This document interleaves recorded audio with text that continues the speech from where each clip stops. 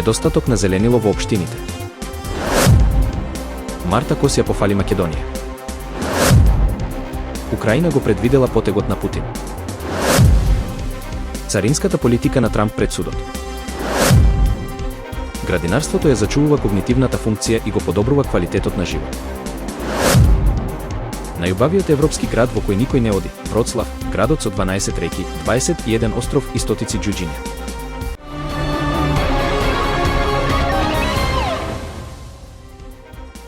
Според ревизорски извештај на Државниот завод за ревизија, 22 од 34 општини во Македонија не го исполнуваат препорачаниот стандард за 25 квадратни метри зеленило по жител, што е неопходно за хумано живење.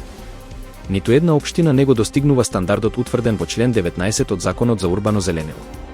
Снимките од дрон покажуваат дека централните градски подрачја немаат доволно јавни зелени површини. Општините Чаир и Кисела Вода учествуваат со само 3% од урбаното зеленило на Скопје. Во Штип, иако ГУП предвидува 16,9% зелени површини, се одржуваат само 0,39% од површината. Тетово нема градски парк, а ГУПот е застарен од 2003 до 2013 година. Само град Скопје и Охрид имаат стратегии за развој на зеленилото, а зелен катастар во форма на ГИС портал имаат само Скопје, Кавадарци и Охрид. Повеќето општини немаат донесено годишни програми за подигање и одржување на зеленилото, што укажува на недостаток на долгорочна визија и активности. Од 34 општини, само 8 имаат важечки ГУП, 24 имаат застарени планови, а 2 немаат донесено ГУП. Постапките за донесување на детални урбанистички планови се пролонгираат, со 77% од нив незавршени во периодот 2020 до 2024 година, што дополнително го отежнува планирањето на зелената инфраструктура. Еврокомесарката за проширување на ЕУ, Марта Кос, ја пофали Македонија за напредокот во реформите и приклучувањето кон единствената област за плаќања во евра. Таа истакна дека инструментот за реформи и раст, вреден 6 милиарди евра за Западен Балкан, представува моќна алатка за забрзување на евроинтеграцијата. Исплатата на средствата зависи од спроведување на реформи, а сите земји, освен Босна, веќе ги подготвија своите реформски агенди. За Македонија се предвидени 750,4 милиони евра, од кои 215,3 милиони се грантови. Во март, земјата веќе доби 52,5 милиони евра како предфинансирање. Кос нагласи дека инструментот не е само финансиска, туку и политичка алатка, бидејќи поттикнува диалог и реформи на долг рок. Македонија се приклучи на единствената област за плаќања во евра на 6 март 2025 година, што овозможува граѓаните и бизнисите да вршат и примаат плаќања во евра под исти услови како и во другите земји од единствената област за плаќања во евра. Кос заклучи дека инструментот инјектира нова динамика во процесот на проширување, интензивирајќи го диалогот на ЕУ со партнерите од Западниот Балкан и започнувајќи дискусии за долгорочни реформи. Шефот на кабинетот на украинскиот председател, Андри Јермак, изјави дека Украина очекува рускиот председател Владимир Путин да не се појави на преговорите за завршување на војната во Украина, кои треба да се одржат во Истанбул. Според Јермак, непојавувањето на Путин ќе биде конечен доказ дека Кремљ не сака крај на конфликтот. Јермак нагласи дека украинскиот председател Володимир Зеленски е подготвен да учествува на преговорите, додека од Русија се уште нема потврда за присуство.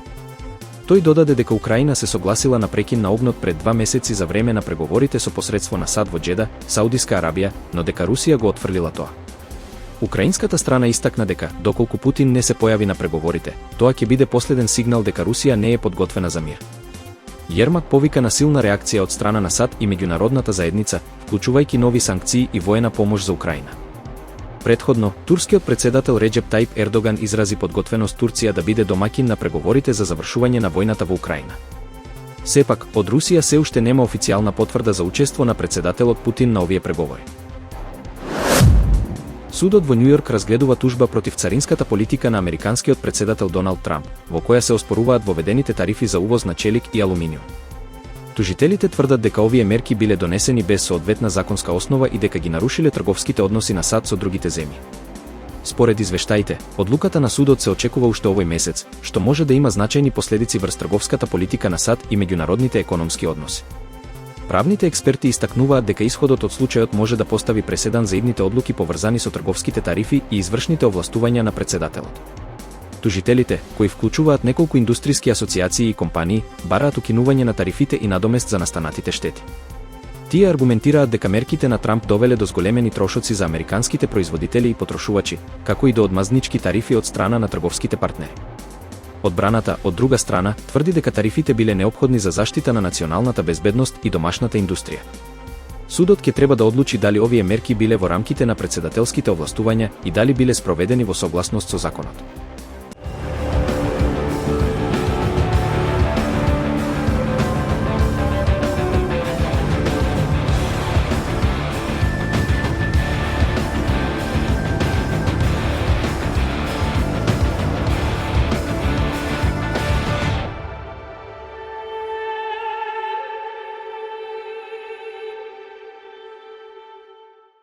Вистина е дека градинарството не само што го разубавува просторот, туку и го чува умот биста. Истражувањата покажуваат дека оваа активност има силна врска со зачувување на когнитивната функција, дури и кај лица со деменција. Денес, во Норвешка, се повеќе пациенти добиваат шанса за подобар живот преку така наречени фарми за нега, каде повторно се чувствуваат дел од заедницата. Таков е примерот на Маријана Рокстад, пензионирана хотелска работничка, која по дијагноза на деменција, повторно пронајде смисла и радост на фармата Импулсентер. Вистина е дека овие фарми се создадени за да одговорат на човечката потреба за движење, работа и поврзаност.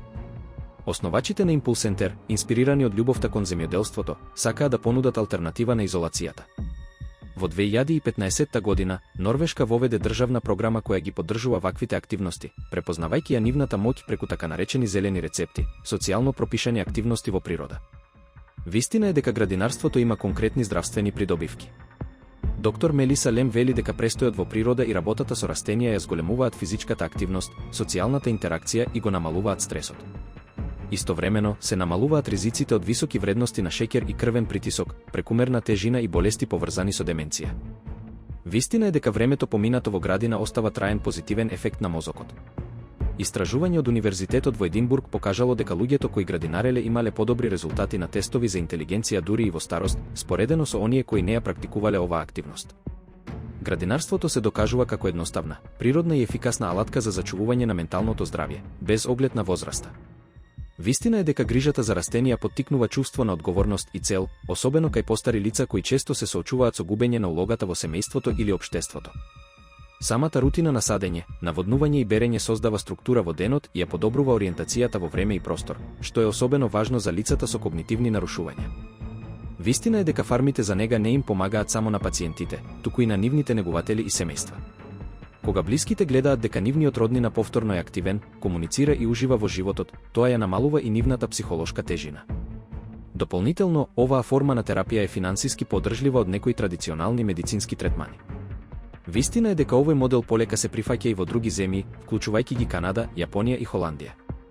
Тие инвестираат во зелени програми како долгорочна стратегија за одржливо здравје. Со оглед на се поголемиот број постари лица ширум светот, ваквите решенија нудат хумана, природна и ефективна грижа што враќа достоинство и радост во секојдневието. Патописецот Роберт Дацешин неодамна го посети Вроцлав, третиот по големина град во Полска, кој често останува незабележан од туристите. Иако не е меѓу најпознатите европски дестинации, Вроцлав изобилува со природни убавини и културни знаменитости. Градот се протега на 12 реки, има 21 остров и повеќе од 300 мостови, што му дава уникатен шарм и архитектонска разновидност. Една од најфасцинантните карактеристики на Вроцлав се стотиците мали бронзени скулптури на џуџиња, распоредени низ целиот град. Овие скулптури имаат историско значење, потекнуваат од антикомунистичкото движење Портокалова алтернатива од 80-тите и денес представуваат символ на отпор и хумор. Покрај богатата историја, Вроцлав нуди и бројни туристички атракции. Стариот град е еден од најубавите во Европа, со прекрасна архитектура, градско собрание со уникатен часовник и катедрала со поглед кој одзема здив. Градскиот пазар е идеално место за да се почувствува локалниот дух и да се вкусат традиционалните полски специјалитети. Со пријатна клима, достапни цени и богата културна понуда, Вроцлав е дестинација која заслужува повеќе внимание. Како што вели Дацешин, понекогаш најубавите места се оние кои не се на врвот на туристичките листи, но нудат незаборавни искуства и автентична убавина.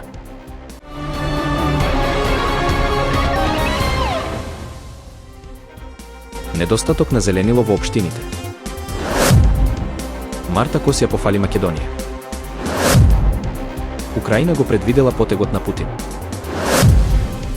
Царинската политика на Трамп пред судот.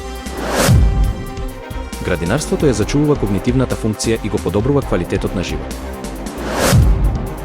Најубавиот европски град во кој никој не оди, Вроцлав, градот со 12 реки, 21 остров и стотици џуџиња.